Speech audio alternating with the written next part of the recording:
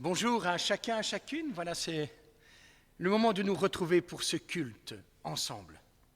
Ce matin, c'est Caris qui va d'emblée nous introduire par la lecture d'un psaume. Vas-y, mon cœur.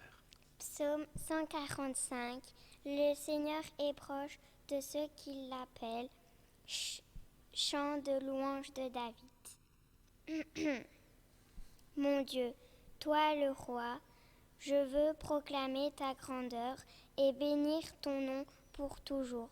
Je bénirai chaque jour, je t'acclamerai sans fin. Le Seigneur est grand, infiniment digne d'être loué. Sa grandeur est sans limite, que chaque génération annonce à la suivante ce que tu as fait et lui raconte tes exploits. Je veux parler de ta majesté, de ta gloire, de ta splendeur. Moi, je veux méditer tes merveilles. Ils parleront de ta puissance redoutable. Moi, je raconterai ta grandeur, que l'on rappelle tes grands bienfaits et que l'on proclame avec joie ta juste justice. Le Seigneur est bienveillant et plein de tendresse. Il est lent à la colère et riche en bonté. Le Seigneur est bon pour tous. Son amour s'étend à toutes ses œuvres.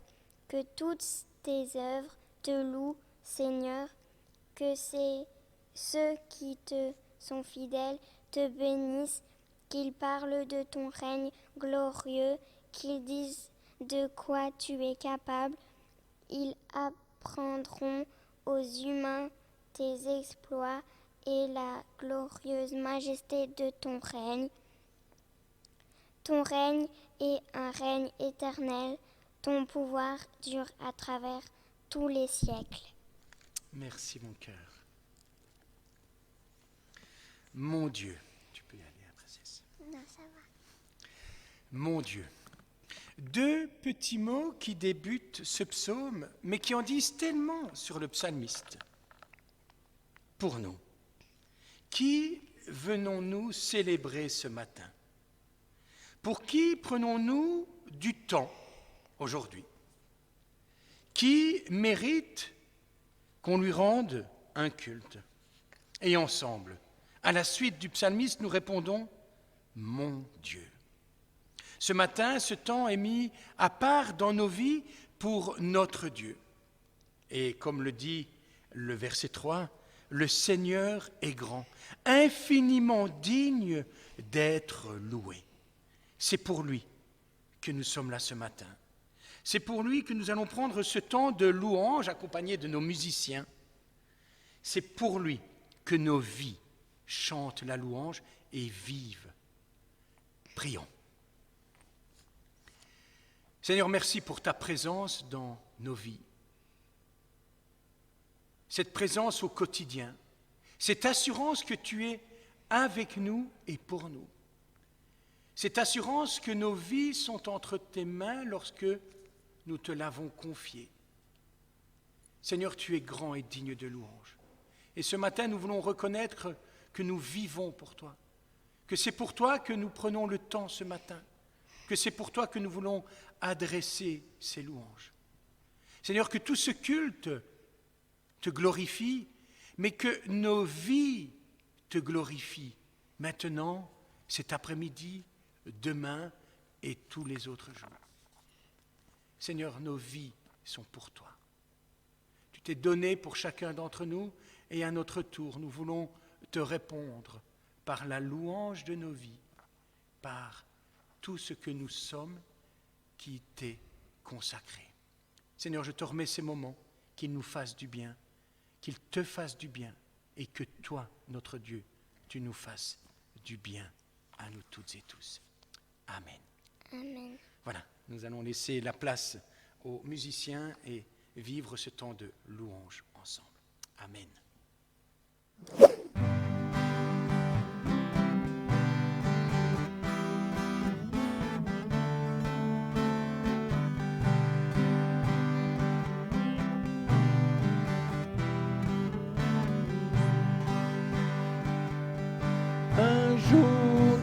parvis vaut mieux que 1000 ailleurs.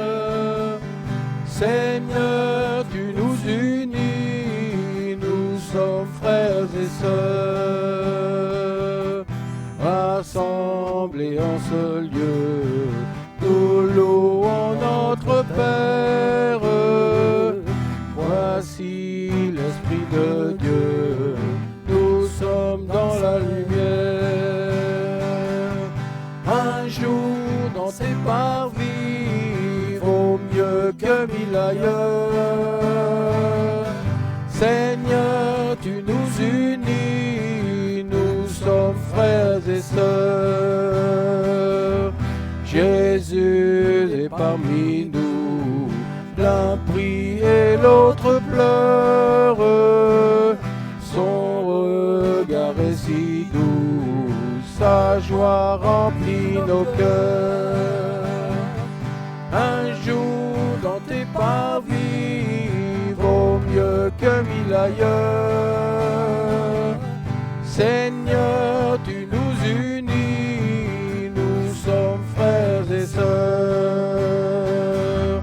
Bientôt nous partirons, nous serons réunis. Sans fin nous le verrons, nous louerons Jésus-Christ. Un jour dans tes parvis vaut mieux que 1000 ailleurs. Seigneur, tu nous unis, nous sommes frères et sœurs.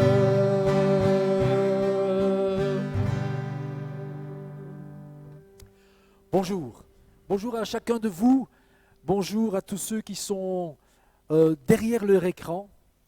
Ce matin, nous voulons vous bénir et nous voulons surtout nous réjouir. Un jour dans tes parvis, un jour dans la présence de Dieu, un jour avec Dieu vaut bien mieux que 1000 ailleurs, tout simplement parce que Jésus est parmi nous. Alors oui, nous vivons peut-être des temps particuliers, l'un prie, l'autre pleure, mais le regard de Jésus sur chacun, comme le dit ce chant, est si doux et sa joie remplit nos cœurs. Prions. Seigneur, merci pour voilà ce temps mis à part pour toi, ce temps réservé pour notre Dieu, pour celui qui nous aime, pour celui qui est le Tout-Puissant, pour celui qui est le Créateur, pour celui qui nous unit, pour celui aussi, Seigneur, qui comble nos cœurs dans la tristesse, qui nous remplit de joie, qui nous console quand nous sommes peut-être, Seigneur, égarés, quand nous sommes peut-être en difficulté. Merci pour qui tu es.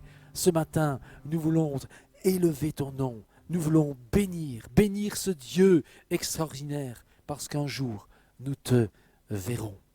Amen.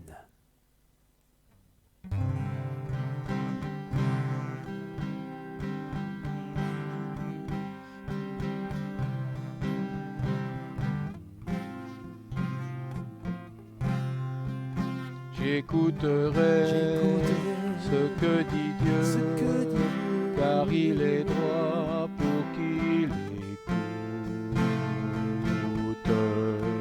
Sa paix divine et sur tous ceux qui vont à lui quand vient le doute. Fidèlement, je veux te suivre, je veux marcher dans ses sentiers.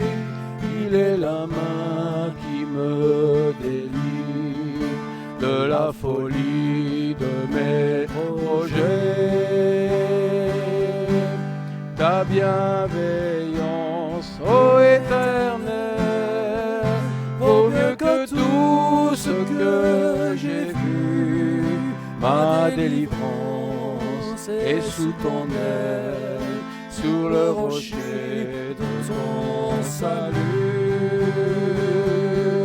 Ta bienveillance, ô Éternel, vaut mieux que tout ce que j'ai vu. Ma délivrance est sous ton aile, sur le rocher de ton salut. Sa gloire est proche, son règne vient, et le pays est apaisé. Lorsque la crainte est en chacun, lorsque son nom est exalté, marchons en paix, suivant son pas, en justice et en vérité. Recevons tout ce qu'il voudra, ce que sa main peut nous donner. Ta bienveillance, ô Éternel, vaut mieux que tout ce que j'ai vu. Ma délivrance est sous ton aile, sur le rocher de ton salut. Ta bienveillance, ô Éternel, vaut mieux que tout ce que j'ai vu. Ma délivrance est sous ton aile, sur le rocher de ton salut.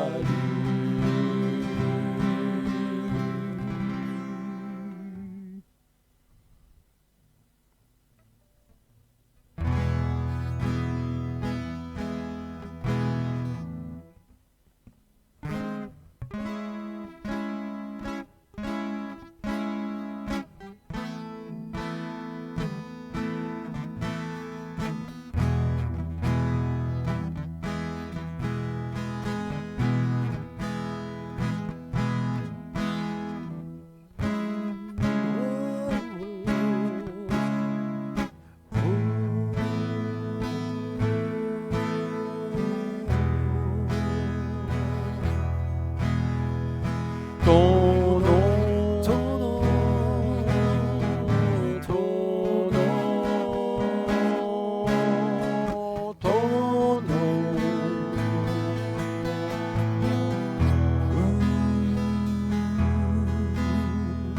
Ton nom, ton nom, ton nom.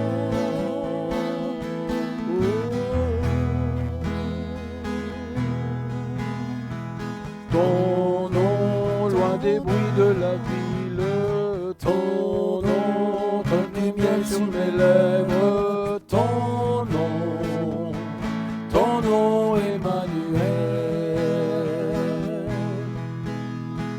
Ton nom, comme un parfum de grand prix, ton nom, comme une brise légère, ton nom, Emmanuel.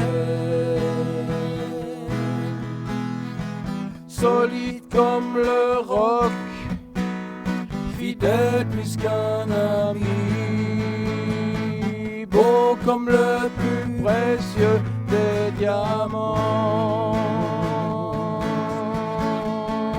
Solide comme le roc, fidèle comme qu'un ami, beau comme le plus précieux des diamants.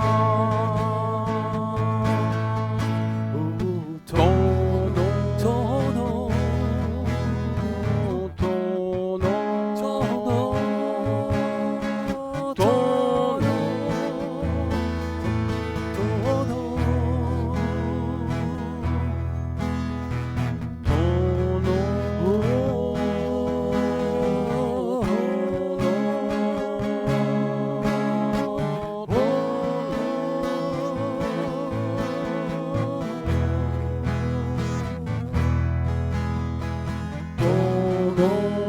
Des bruits de la vie, ton nom, comme du miel sur mes lèvres, oh, ton nom,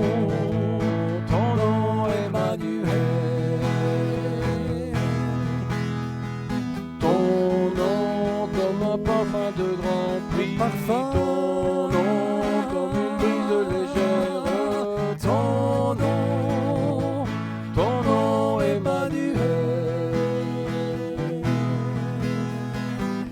solide comme le roc, fidèle plus qu'un ami,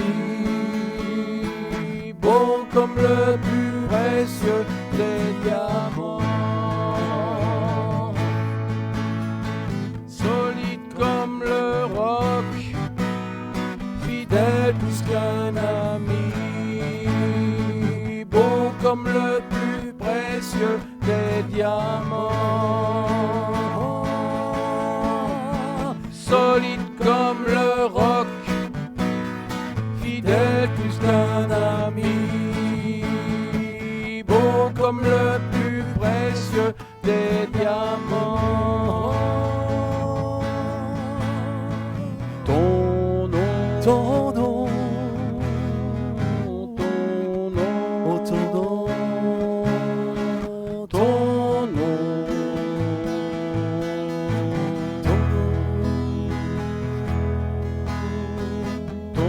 nom, Emmanuel, ton nom, Emmanuel, ton nom.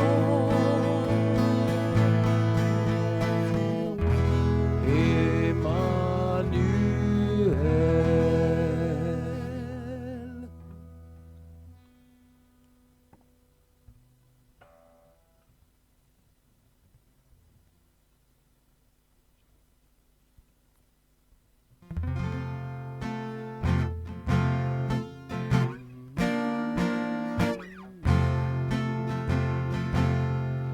Tendre Père, j'aime te contempler. Tendre Père, j'aime te contempler.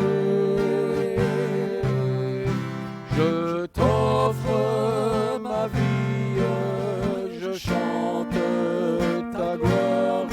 Tendre Père, j'aime te contempler. Fils de Dieu, j'aime exalter ton nom. Fils de Dieu, j'aime exalter ton nom. Tu m'aimes, tu m'aides, tu combles ma vie. Fils de Dieu, j'aime exalter ton nom. Saint-Esprit, tu éclaires ma vie. Saint-Esprit, tu éclaires ma vie. Tu diriges mes pas, tu restes près de moi. Saint-Esprit, tu éclaires ma vie.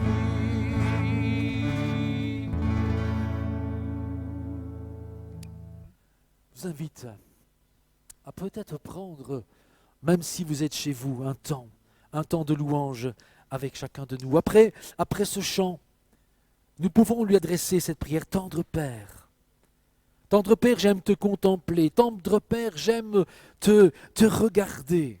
J'aime m'approcher de toi.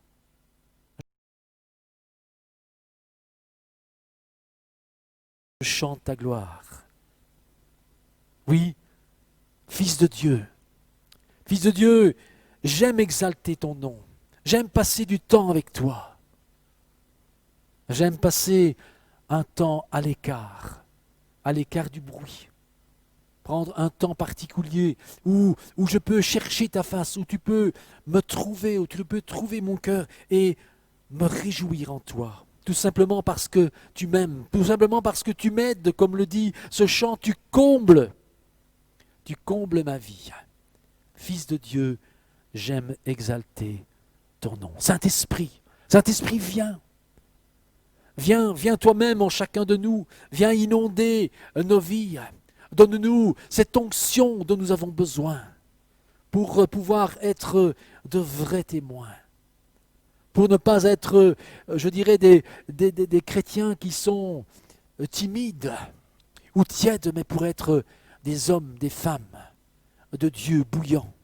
Alors sois loué encore une fois parce que tu es Dieu. Tu es le souverain.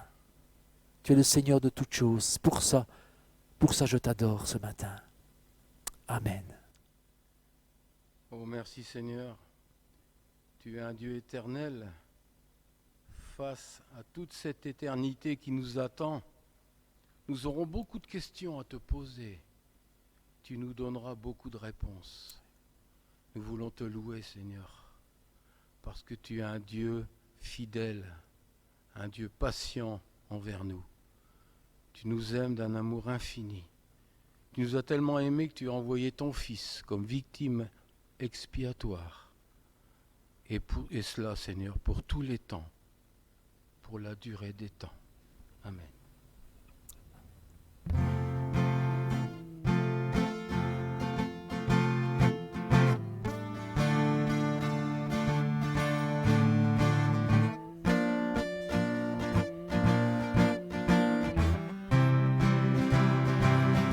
L'Éternel règne, L'Éternel règne, il est majestueux. L'Éternel règne, il est saint de force. L'Éternel règne, il est sur son trône pour la durée des temps. pour la durée des temps. Pour la durée des temps. Dieu est puissant dans les lieux célestes. Ses témoignages sont véritables. La sainteté convient à sa maison. Pour la durée des temps, pour la durée des temps, puissance et force, Oh, puissance et force sont dans son temple, sont dans son temple. devant sa face, tout est splendeur, famille des peuples, rendez-lui gloire pour la durée des temps, pour la durée des temps, pour la durée des temps, Pour la durée des temps, nous t'adorons pour la durée des temps, nous t'exaltons. Car tu es grand et digne de louange, Éternel, tu as fait les cieux. Amen. Amen. Amen.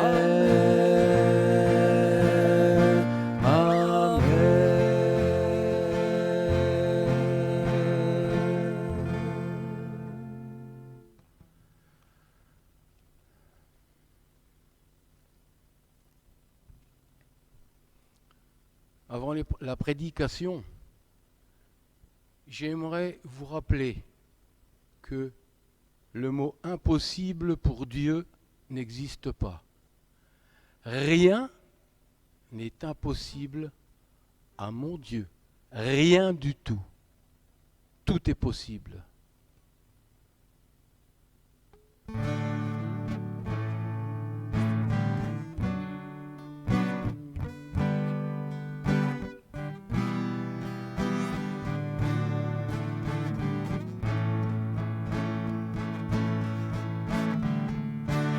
Rien n'est impossible à mon Dieu.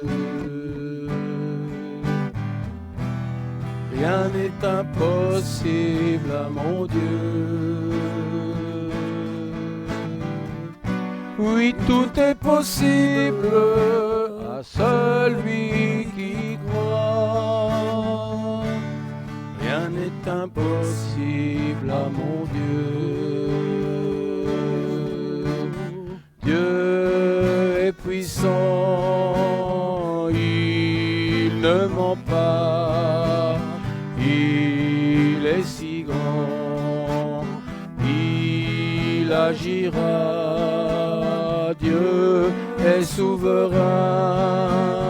pour nous transformer, il est en sa main sur notre nation.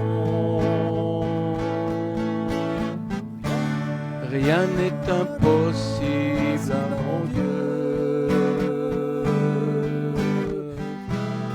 Rien n'est impossible à mon Dieu. Oui, tout est possible à celui qui croit.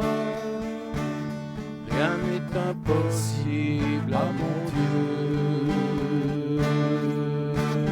Nous avançons pour le servir sous son onction, sans défaillir. Par le Saint-Esprit, nous prophétisons un fleuve de vie parmi les nations. Rien n'est impossible à mon Dieu. Rien n'est impossible à mon Dieu. Oui, tout est possible à celui qui croit. Rien n'est impossible à mon Dieu. Oui, tout est possible à celui qui croit. Rien n'est impossible à mon Dieu. À mon Dieu.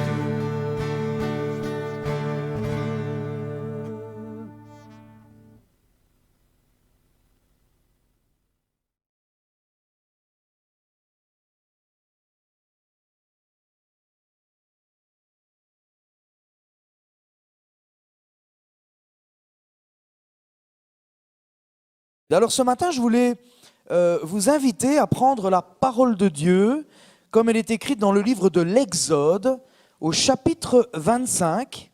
Nous lirons dans le chapitre 25 le verset 1 et 2 et ensuite nous lirons également le verset 8. Ça, ce sera la première lecture et ensuite nous lirons toujours dans l'Ancien Testament, dans le deuxième livre de Samuel, au chapitre 6, versets 9 à 12. Voilà ce que nous dit la parole de Dieu dans le livre de l'Exode. Que le Seigneur bénisse sa parole ce matin. L'Éternel parla à Moïse et dit : « Parle aux enfants d'Israël qu'ils m'apportent une offrande. Vous la recevrez pour moi de tout homme qui la fera de bon cœur. » Un peu plus loin, après la description de comment devra être réceptionnée cette offrande, le verset 8 nous dit ceci : « Ils me feront un sanctuaire et j'habiterai au milieu d'eux. » Nous lisons ensuite dans le deuxième livre de Samuel, du prophète Samuel, au chapitre 6, verset 9 à 12, qui est une continuité par rapport à cette fameuse offrande. À quoi aura servi cette offrande ? Voilà ce que dit la parole de Dieu. David eut peur de l'Éternel ce jour-là. Et il se dit : comment l'arche de l'Éternel pourrait-elle entrer chez moi ? Il ne voulut pas prendre l'arche de l'Éternel chez lui, dans la ville de David, et donc il la fit conduire dans la maison d'un certain Obed-Édom, un homme de Gath. L'arche de l'Éternel y resta 3 mois dans la maison d'Obed-Édom de Gad. Et l'Éternel le bénit. Non pas seulement lui, mais toute sa famille avec lui. On vint ensuite dire au roi David : sais-tu que l'Éternel a béni la famille d'Obed-Édom et tout ce qui lui appartient à cause de l'arche de Dieu? David se mit alors en route, finalement, et il fit monter l'arche de Dieu depuis la maison d'Obed-Édom jusqu'à la ville de David, donc Jérusalem, au milieu de réjouissance.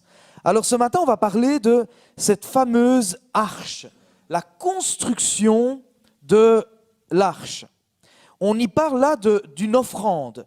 Et je voudrais mettre en avant ce matin la qualité de cette offrande, le contenu de cette offrande avec la construction de l'arche. Les deux sont indissociables.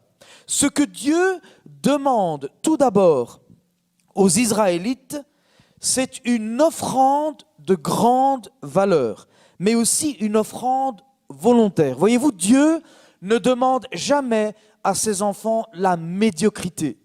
Il ne demande jamais quelque chose comme ça, de superflu, quelque chose qui va au-delà de ce qui nous est cher. Le Seigneur recherche de nous quelque chose qui nous coûte, quelque chose que nous chérissons, quelque chose qui à nos yeux est beau, quelque chose qui a de la valeur. Et donc, on voit dans ce passage-là une diversité de dons précieux. La technique va peut-être vous montrer maintenant une liste qui n'est pas exhaustive, mais j'ai repris quelques matériaux que le Seigneur demande, que le peuple d'Israël lui amène, dans le but de construire le tabernacle. Et pas seulement le tabernacle, mais plus précisément la construction de l'arche de l'Alliance. Cette fameuse arche de l'Alliance qui va devenir le cœur du symbole de la présence de Dieu. Alors dans cette diversité de dons précieux, ce qu'ils avaient de plus précieux, c'était forcément l'argent. Je ne sais pas si vous voyez le slide, mais l'argent. Il y avait aussi du bronze, qui est un matériau très connu dans l'Antiquité. Le Seigneur demande que l'on apporte également de l'étoffe de pourpre. C'est un tissu coloré d'une couleur pourpre qui était très prisée à l'époque. Une étoffe de pourpre, de cramoisi, de lin, de poils de chèvre. Oui, poils de chèvre, ça peut sembler quelque chose qui n'a plus beaucoup de valeur aujourd'hui, mais à l'époque, croyez-moi, elle en avait pas mal. Alors il y a aussi quelque chose d'assez surprenant, j'étais assez surpris. Dieu demande qu'on lui apporte aussi de la peau de dauphin. Alors ne faisons pas ça aujourd'hui, puisque cet animal est en voie d'extinction, il est très protégé. Mais à l'époque, le Seigneur demandait aussi qu'on lui amène de la peau de dauphin, une peau prisée, de qualité, une peau étanche, très jolie aussi. Non seulement de la peau de dauphin, mais il demande aussi au peuple de lui apporter du bois d'acacia, des huiles pour le chandelier, des aromates, des pierres d'onyx, très très prisées à l'époque, et d'autres pierres également. Voyez-vous, c'est tout ce que le peuple d'Israël avait emmené de plus précieux en sortant d'Égypte. Tout ce qu'ils avaient emmené avec eux, tout ce qu'ils chérissaient. Le peuple d'Israël est connu pour avoir un goût particulier pour la beauté, pour les pierres précieuses. Encore aujourd'hui, nous savons très bien à Anvers que l'industrie du diamant est entre les mains du peuple israélite. Eh bien, tout cela vient de cette époque également. Alors la question que nous pouvons nous poser ce matin en tant qu'Église, Israël a dû se la poser à l'époque, mais est-ce que nous donnons à Dieu de ce qui nous coûte?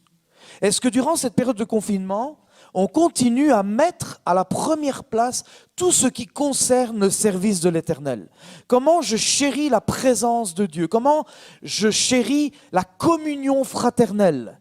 Comment je me rapporte aux personnes qui font partie de l'Église de Dieu?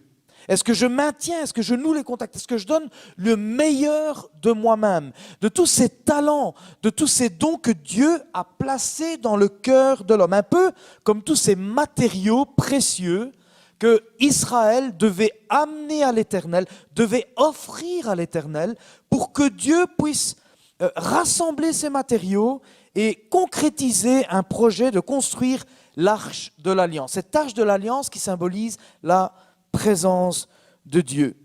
Alors le deuxième aspect, ce n'est pas seulement le fait d'offrir à Dieu des choses précieuses, le meilleur de nous-mêmes. C'est pour ça que nous disons souvent quand nous célébrons le Seigneur et quand les chantres et les musiciens viennent dans la maison du Seigneur, ils prennent le temps de préparer quelque chose de précieux, le jus, le pur jus de leur talent musical. Mais il en est de même pour vous qui nous regardez.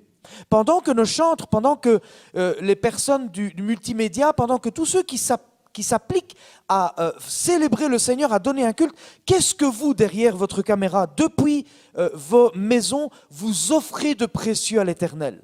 C'est un tout, c'est ce que l'on a de meilleur, c'est le temps de qualité, c'est éteindre tout ce que nous faisons en temps normal et nous retrouver pour louer le Seigneur. Et ensemble, nous amenons l'arche de l'alliance devant la présence de Dieu. Le deuxième aspect, après le fait d'avoir cette diversité de matériaux, de dons, de talents que Dieu a mis en chacun d'entre vous pour édifier l'Église, la question était aussi celle de donner avec le cœur. Ce n'est pas le fait de donner ton talent à Dieu, de ton temps, le fait de chanter ici sur scène, ce n'est pas seulement ça qui compte. En tout cas, ce n'est pas surtout ça qui compte. Mais ce qui compte, c'est la disposition du cœur avec laquelle on vient présenter, exploiter, travailler le talent que Dieu a mis dans notre cœur. À plus forte raison, en plus, dans cette période de confinement. Seule l'offrande qui venait du cœur de l'homme était agréée par Dieu. Et Dieu le fait savoir. L'Éternel parla à Moïse, parle aux enfants d'Israël qu'il m'apporte une offrande et vous la recevrez pour moi de tout homme qui la fera de bon cœur. Nous ne pouvons pas nous mesurer si ton offrande est faite avec bon cœur. Et ce n'est pas nous qui allons rejeter ton offrande. Mais c'est le Seigneur qui sonde ton cœur, qui sait exactement la raison pour laquelle tu adores le Seigneur. Quelles sont tes motivations, tes intentions? Ce n'est pas seulement le rôle que Dieu t'a confié, mais c'est la disposition du cœur avec laquelle nos amis qui sont ici ce matin présents, certainement, viennent avec un cœur disposé, avec un cœur consacré, avec une véritable dévotion. Et c'est la même chose pour tous les frères et les sœurs qui composent l'Église de Jésus-Christ. Alors, ce n'est pas par principe que l'on apporte notre offrande à l'Éternel, ce n'est pas parce qu'il le faut ou parce que nous avons un rôle particulier, même moi en tant que pasteur, ce n'est pas parce que je suis pasteur que mon offrande va être agréée de facto. Non, je dois le faire avec le cœur, je dois y mettre mon âme, je dois y mettre mes prières, je dois y mettre tout mon être. Et c'est la même chose pour chacun d'entre nous. Ce n'est pas parce qu'on est lévite, chantre, non, mais c'est de tout homme qui fait cela de bon cœur. Alors la question, avant de continuer ce message, la question de ce matin, c'était le prélude, c'est donnons-nous à Dieu notre offrande avec tout notre cœur. Et quand je parle d'offrande, je ne parle pas seulement de l'offrande financière, je parle de nous-mêmes, de notre cœur, de notre engagement, de tout notre enthousiasme, de la méticulosité avec laquelle nous servons le Seigneur. Ne pas faire les choses comme ça, un peu de façon médiocre. J'aime la précision, l'excellence, mais Dieu, bien plus encore, aime l'excellence, la précision. Le Seigneur ne demande pas qu'on lui apporte du granit, non, il demande des pierres d'onyx. Il demande de l'argent, de l'or, des matériaux qui comptent, qui vont représenter, qui vont revêtir cette arche de l'alliance, qui va montrer la gloire de Dieu, qui va montrer la splendeur de Dieu. Alors ce qu'il y a d'intéressant par rapport à cette arche depuis le début où Dieu parla à Moïse et puis ensuite de la bouche du roi David bien après, nous voyons ici l'identité de Dieu. Dans le deuxième livre de Samuel, au chapitre 6, verset 2, vous devez savoir que l'arche est appelée par le nom de l'Éternel des armées. L'arche avait un nom. Et on l'appelait avec le nom de Dieu, de l'Éternel des armées. Elle est présente, cette arche, depuis la sortie d'Égypte jusqu'à l'entrée dans le pays de Canaan. Donc on voit en fait que durant toutes les péripéties, le parcours de vie du peuple d'Israël depuis la sortie d'Égypte jusqu'à la prise du pays de Canaan, l'arche de l'alliance est un élément fondamental, constamment présent. Elle doit être emmenée avec eux à chaque fois qu'ils se déplacent, à chaque fois qu'ils font des conquêtes, à chaque fois qu'ils vivent quelque chose de fort. L'arche de l'alliance est toujours là, parce que l'arche de l'alliance, c'est Dieu lui-même en réalité. Elle est revêtue de la présence de Dieu. Elle symbolise. Ils avaient besoin de voir à l'époque, et c'est bien la façon dont Dieu, des fois, nous donne des images. Il illustre, il nous concrétise quelque chose de précis pour que nous puissions comprendre que là derrière, il y a quelque chose de surnaturel, de fort, de puissant. Elle est présente donc dans les grandes étapes que vit Israël. Elle détermine donc ses victoires. Elle va aussi corriger les fautes d'Israël, la déviance, et nous allons voir un épisode qui va nous en parler de façon assez précise. La présence de Dieu ne se réjouit pas quand nous mettons un pas de travers, quand nous nous décentrons de la volonté de Dieu, de l'obéissance à Dieu. Elle reste le symbole de la présence, de la guide, de l'assistance indispensable de Dieu à leur côté. C'est-à-dire que sans cette arche de l'alliance, Israël était livré à lui-même. Israël aurait pu être complètement exterminé par les autres peuples qui l'entouraient, sans l'arche de l'alliance. Ils n'ont pas toujours d'ailleurs réalisé que le fruit de leur offrande, et c'est ça qui est merveilleux, si vous considérez la construction de l'arche de l'alliance, en fait, elle vient de chacun d'entre nous. Elle est faite de ce que nous avons apporté de meilleur au Seigneur. Le Seigneur a voulu depuis le début que le peuple d'Israël collabore, participe, fasse partie de son identité, reçoive cette identité qui vient directement de Dieu. Il fait en sorte qu'Israël prenne part à cette gloire, à la construction de cette arche. Et donc, leur offrande portait le nom même de Dieu, en quelque sorte. C'est ça qui est merveilleux. C'est qu'une partie de toi-même, en fait, le meilleur de toi-même va toujours servir pour glorifier le Seigneur. Parce que ce que Dieu a mis de meilleur en toi, ce talent, cette identité, cette faculté, cette capacité, cette sensibilité, ce don précis que Dieu a mis en toi fait partie de Dieu lui-même. C'est quelque chose que Dieu a donné à ta vie depuis son cœur. Il te l'a donné de son cœur. Et donc, il est important de savoir que nous faisons partie du projet de Dieu depuis le début. Alors, est-ce qu'Israël a réalisé que l'arche était constamment avec elle, avec eux? Pas toujours, malheureusement.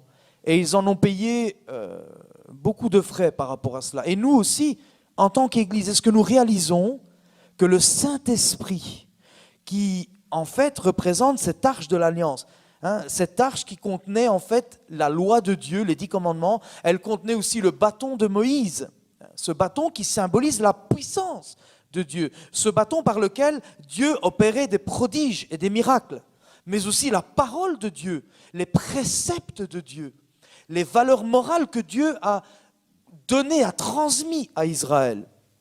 Alors, est-ce que nous, en tant qu'Église aujourd'hui encore, est-ce que nous, en tant que croyants, individus, est-ce que nous mesurons l'importance, le privilège que le Saint-Esprit est présent au milieu de nous encore ce matin, dans notre vie, dans notre cœur, dans nos maisons et dans ce lieu où nous nous trouvons ce matin également? La présence de Dieu dans l'arche. Alors non seulement cette arche portait le nom de Dieu, mais elle était littéralement empreinte de sa présence. Un serviteur du roi, et c'est là que les choses se gâtent, un épisode assez dramatique que nous avons lu tout à l'heure, un serviteur du roi David, Uza, va payer de sa vie pour avoir osé toucher, vouloir soutenir. Il a étendu la main pour essayer de soutenir l'arche qui était transportée par les bœufs alors qu'ils étaient en route vers Jérusalem. Elle a penché un peu trop à son goût, et que fait Uza ? De bonne foi, dirons-nous aujourd'hui, il a essayé de soutenir l'arche. Et hop, drame, la colère de Dieu tombe et Uza meurt. C'est quelque chose qui nous surprend. C'est quelque chose qui nous étonne même. D'avoir essayé de toucher une arche durant le transport peut causer la mort de celui qui pensait servir le Seigneur. Des fois, nous pensons servir le Seigneur, nous voulons faire les choses à notre mode. Des prescriptions, des ordres bien précis avaient été donnés durant le transport et avant le transport. Il y avait des règles strictes. Il y avait les lévites qui étaient devant, qui chantaient. Il y avait les porteurs. Il y avait un ordre méticuleux à suivre. Et il n'avait pas été dit à Uza de s'approcher et de toucher cette arche. Et des fois, nous prenons à la légère la présence de Dieu. Nous considérons la présence de Dieu comme quelque chose que nous pouvons contrôler nous-mêmes, à notre guise. On fait dire à Dieu ce qu'il ne dit pas. On se dit, même peut-être durant ce confinement, la présence de Dieu chez toi, et tu te dis, le Seigneur me fait sentir ceci ou cela, de faire ceci, de prendre cette décision ou une autre. Est-ce que tu es bien certain que le Seigneur a mis ça dans ton cœur ? Est-ce que c'est véritablement la présence de Dieu en toi qui motive cette décision, quelle qu'elle soit? Est-ce que cette décision que tu vas prendre ou que tu as prise va véritablement servir l'Église? Est-ce qu'elle va faire du bien à l'Église? Est-ce qu'elle va être édifiante? C'est aussi une manière de se poser cette question ce matin. Alors la présence de Dieu n'est pas à prendre à la légère. Et il y a quelque chose d'assez étonnant qui se passe, c'est que David est rempli d'amertume. Le texte nous dit que David fut rempli d'amertume parce que Dieu avait frappé Uza. Et donc il y avait une brèche qui s'était faite dans la communauté d'Israël parce que Uza était quelqu'un d'assez important également. Et juste après cette amertume, le texte nous dit que David prit peur. Il a commencé à avoir peur de Dieu, de l'arche. Il avait peur de cette arche parce que c'est à travers le fait que Uza avait touché l'arche de l'Alliance qu'il était mort. Et donc David se dit, et il va le dire clairement dans le texte, comment l'arche de l'Éternel pourrait-elle entrer chez moi? Et donc il y a un événement qui vient perturber le transport, le parcours, le chemin vers Jérusalem, un peu comme cet événement qui nous a frappés. Cette mort, il y a une mort dont on va entendre parler. Cet homme de Dieu qui tombe mort. Et nous voyons dans ce que nous vivons pour le moment qu'un esprit de mort, tout ce qui vient nous arrêter, ce confinement qui nous a saisis à l'improviste. Un peu comme à l'époque où ils étaient en train d'aller vers Jérusalem. Cette mort a arrêté soudainement la marche vers Jérusalem. Un peu comme ce Covid qui arrête notre société et qui essaye également d'arrêter la marche de l'Église. Et beaucoup de chrétiens se fourvoient en pensant que l'Église est arrêtée, comme si Dieu n'était pas maître des circonstances. Comme si le fait de venir à l'Église, de nous déplacer dans un lieu précis va faire que c'est la seule façon de servir Dieu. Non, même durant le confinement, tu peux servir Dieu de chez toi. Parce que l'arche de l'Alliance a été emmenée dans ta maison avec la présence du Saint-Esprit. Et c'est ce qui s'est passé à l'époque. David va s'exclamer, comment l'arche de l'Éternel pourrait-elle entrer chez moi? Comment suis-je digne? Un peu, comme beaucoup de gens se disent, est-ce que je suis digne de recevoir l'arche de l'Alliance chez moi? Et c'est une question que l'on pourrait se poser ce matin. Ce n'est pas une question de mérite, voyez-vous, c'est une question de disposition de cœur. David était l'homme à qui Dieu parlait. C'était Dieu qui avait dit à David de comment gérer cette arche, comment la transporter, chez qui elle devait être emmenée. Donc il y avait une connexion entre Dieu et David. Ce n'est pas pour rien que la parole de Dieu nous dit que David était l'homme selon le cœur de Dieu. Mais à partir du moment où David a commencé à questionner la décision de Dieu, pourquoi as-tu fait mourir Uza? Il était bien intentionné à vouloir garder, à soutenir cette arche. On ne conteste pas. On ne questionne pas la souveraineté de Dieu. Si Dieu a dit quelque chose, quand Dieu dit quelque chose, il faut la respecter. C'est un peu la même chose vis-à-vis de sa parole. Dieu nous donne des ordonnances et des préceptes. C'est à nous de les faire nôtres, de les faire en sorte qu'ils puissent prendre vie dans notre cœur. Et donc de cet homme, selon le cœur de Dieu, il y a à un certain moment une cassure, une pause. il y a un confinement qui s'abat sur la communauté d'Israël. Ils doivent s'arrêter. Israël était un peuple qui était habitué à marcher, à aller de l'avant. Mais ce confinement va faire que l'arche de l'Alliance va être emmenée chez quelqu'un. Et vous savez, ce n'est pas un hasard si David choisit un homme en particulier. Nous avons lu tout à l'heure le nom de Obed-Édom. Dieu va entrer dans la maison de cet homme. Dieu va faire sa demeure dans la maison de Obed-Édom. L'arche confinée, elle est confinée chez la maison de cet homme. Le voyage vers Jérusalem est donc interrompu. L'événement mortel d'Uza va effrayer David et arrêter net la montée vers Jérusalem. C'est ce que beaucoup pensent aujourd'hui. L'Église serait arrêtée. L'Église serait paralysée. L'Église serait amoindrie. L'Église serait affaiblie. Mais tant que la présence de Dieu est au milieu de l'Église, rien ne peut arrêter l'Église. Absolument rien. Ce ne sont pas les moyens techniques, ce ne sont pas les locaux, ce ne sont pas les lois qui vont faire que l'Église va s'arrêter. Et c'est ce qui se passe à l'époque. Obed-Édom, lui, n'a pas peur. Il aurait pu avoir peur. Tout le monde, beaucoup de gens certainement ont eu peur, puisque tout le peuple s'arrêta. Et David, normalement, qui devait recevoir chez lui l'arche, il dit « j'ai trop peur ». Et qu'est-ce qu'il fait ? Il décide que l'arche soit emmenée dans la maison de Obed-Édom. Et vous savez, ce confinement va durer 3 mois. La Bible nous dit, dans le texte, que pendant 3 mois, cette famille sera confinée chez elle avec un invité d'honneur. Et quel invité ? L'arche de l'Alliance.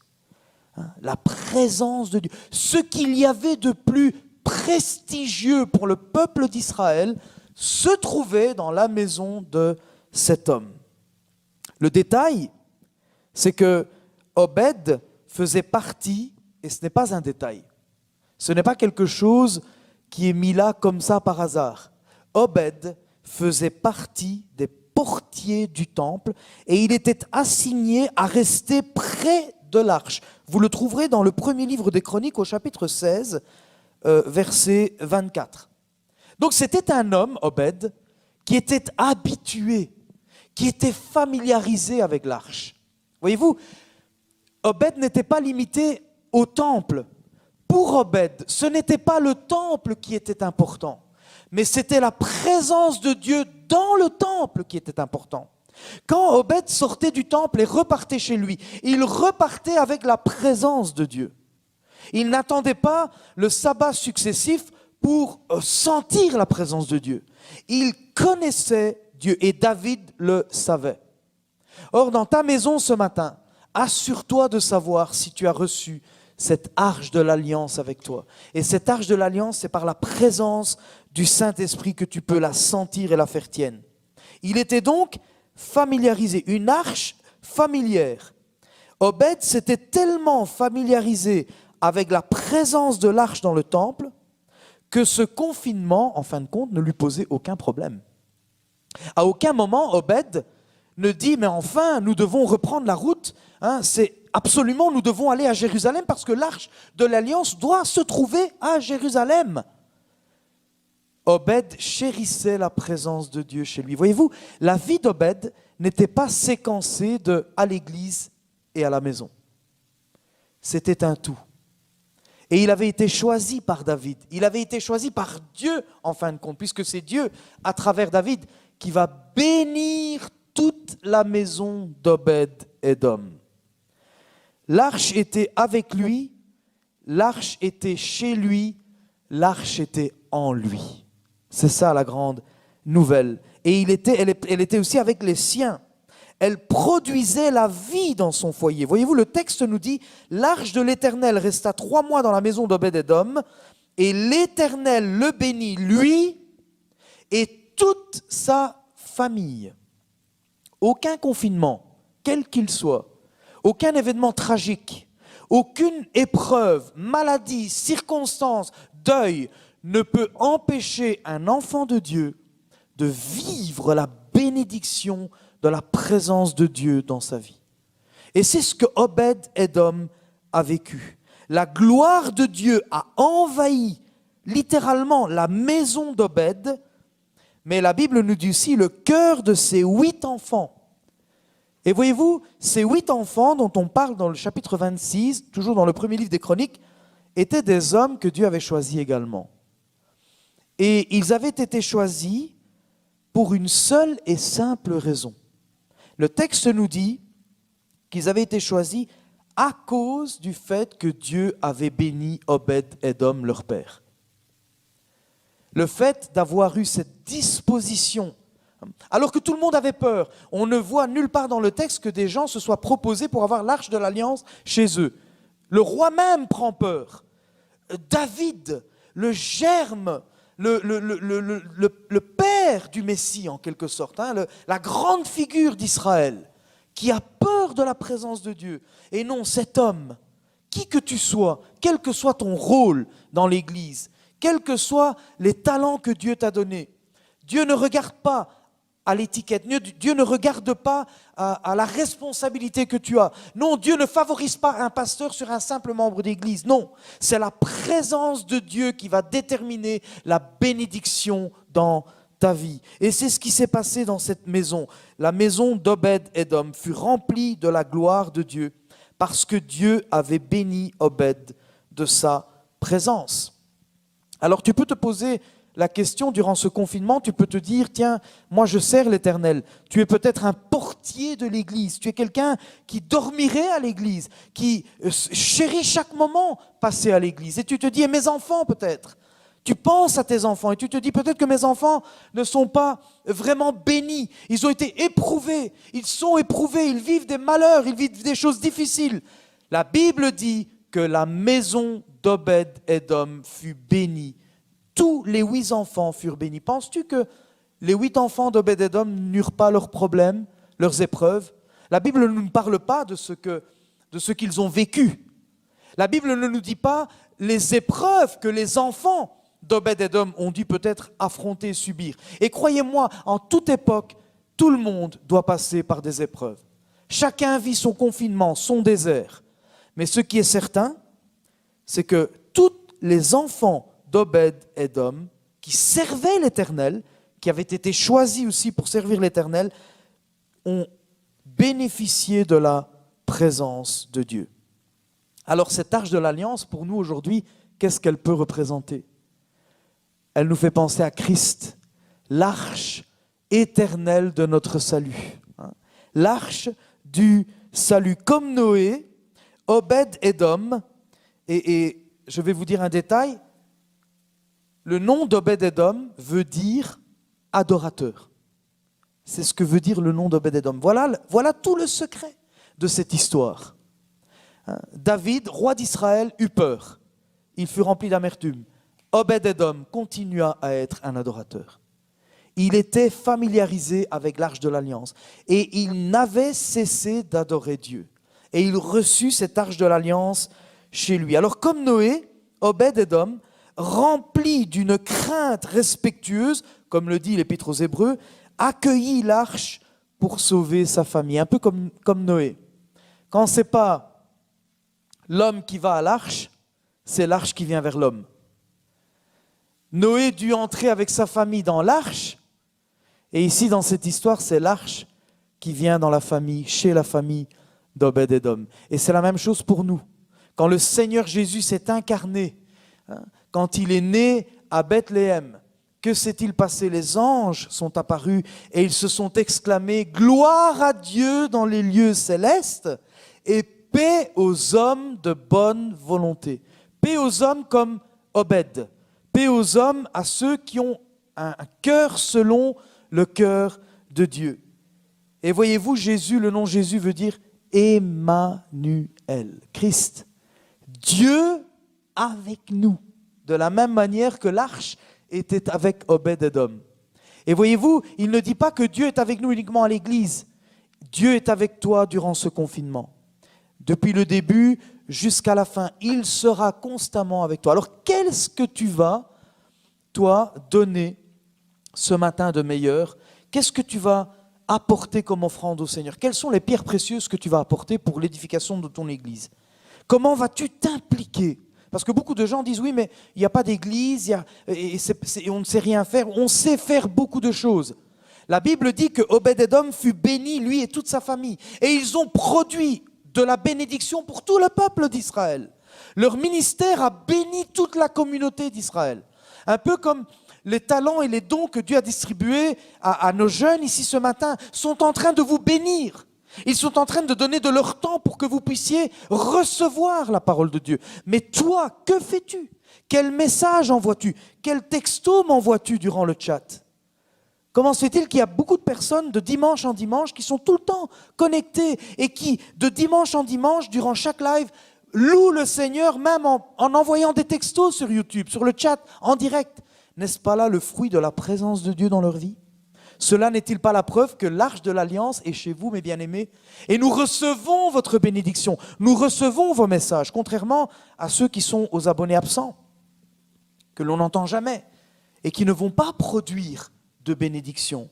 Mais nous voulons être de ceux qui avons l'arche de l'Alliance et qui voulons la mettre à profit pour tous nos frères et nos sœurs, partout où vous êtes. Wherever you are there in Ireland, God is with you with the Arch of Alliance.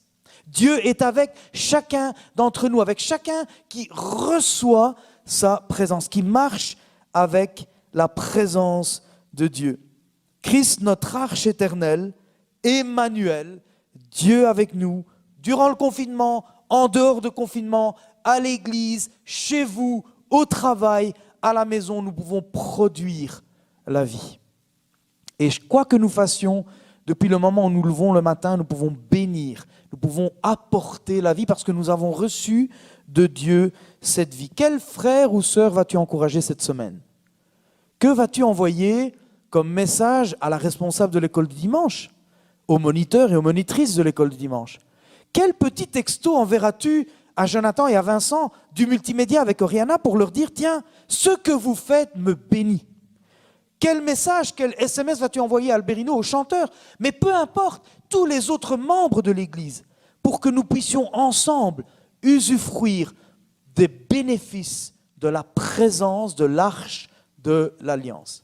Alors nous nous sommes arrêtés pendant 3 mois? Oui, certainement. Ça nous a bousculés, ça nous a perturbés peut-être. Mais l'arche de l'Alliance est avec nous. La présence de l'Éternel reste à chaque instant avec nous. Et il va y avoir un moment où on va reprendre cette arche, les portiers vont revenir, ils vont la déplacer de la maison d'Édom, comme le texte le dit. David vint avec les anciens d'Israël et ils prirent l'arche de l'Éternel, l'arche de l'Alliance de la maison d'Édom, d'Obed, et ils se mirent à nouveau en route vers Jérusalem. Et nous allons encore nous remettre en route au fur et à mesure que les semaines vont arriver et que les mesures gouvernementales vont nous dire, prescrire ce que nous pouvons ou ne pouvons pas faire. Ne nous laissons pas limiter par les circonstances. L'arche de l'Alliance n'est pas frappée par le Covid, elle est toujours là avec nous. Que le Seigneur bénisse sa parole ce matin. Aucun confinement donc ne peut effrayer et perturber tous ceux qui se confient en l'Éternel. L'arche les aura rendus encore plus forts et plus prolifiques. Alors pose-toi la question ce matin chez toi, avec ta femme, tes enfants, de te dire, qu'est-ce que l'arche de l'Éternel chez nous va encore produire de bon et de prolifique pour la reprise après ce confinement? Que le Seigneur nous bénisse tous ensemble ce matin. Que le Seigneur nous fasse du bien, qu'il puisse nous aider à méditer sur sa parole. Et nous voulons le faire en chantant. J'appellerai les portiers, les chantres, les lévites, ceux qui étaient habitués à porter l'arche de l'Éternel dans les chants, dans la réjouissance.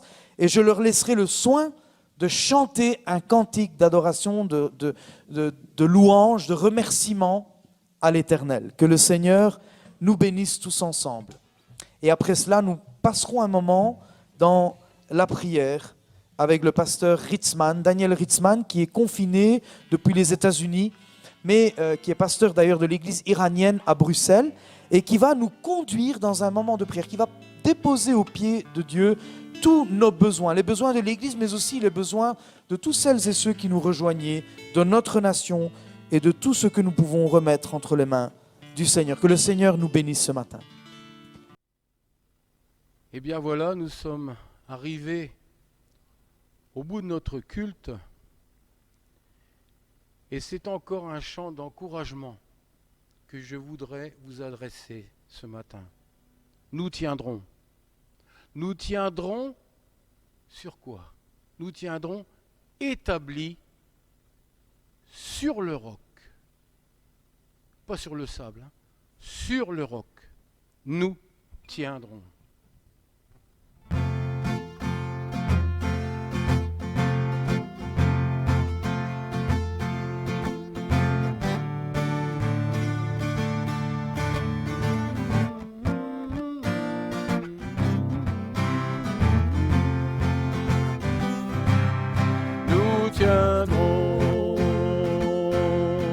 Établis sur le roc, face à nos ennemis, nous élevons ton nom. Avançons,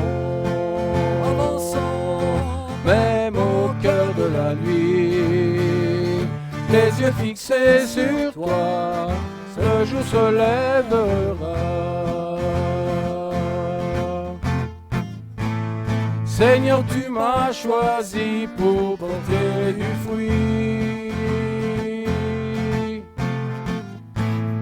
et que je sois un jour semblable à toi. Je veux persévérer, je te verrai face à face. Nous tiendrons, oui, nous tiendrons, établis sur le roc. Face à nos ennemis, nous élevons ton nom. Avançons, avançons, même au cœur de la nuit, les yeux fixés sur toi, le jour se lèvera. Seigneur, tu nous envoies comme tes témoins. Et de ton Saint-Esprit tu nous envoies. Je veux persévérer, je te verrai face à face. Nous tiendrons, établis sur le roc. Face à nos ennemis, nous élevons ton nom. Avançons, avançons, même au cœur de la nuit, les yeux fixés sur toi, le jour se lèvera. Nous tiendrons, établis sur le roc. Face à nos ennemis, nous élevons ton nom. Avançons, avançons, même au cœur de la nuit, les yeux fixés sur toi, le jour se lèvera. Les yeux fixés sur toi, le jour se lèvera. Bon dimanche, soyez bénis. Bonnes vacances.